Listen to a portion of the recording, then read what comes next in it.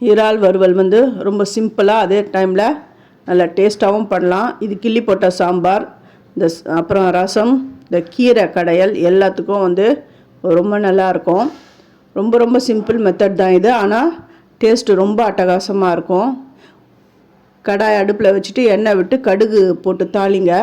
அப்புறம் தட்டி வச்சுருக்கிற பூண்டு, கருவேப்பிலை போட்டு பூண்டு லைட்டாக செவந்து வர டைமில் வெங்காயத்தை சேர்த்துடணும்.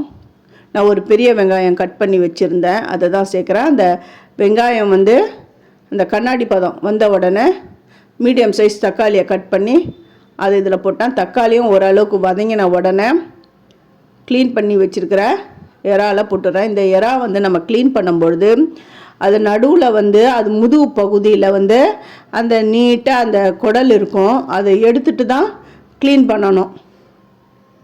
அதை எடுத்துகிட்டு தான் நம்ம வந்து இறாவை வந்து சமைக்க ஆரம்பிக்கணும். அதெல்லாம் எடுத்துட்டேன். நான் நல்லா வாஷ் பண்ணியும் எடுத்துன்னு வந்து அதை தான் இதில் சேர்க்குறேன்.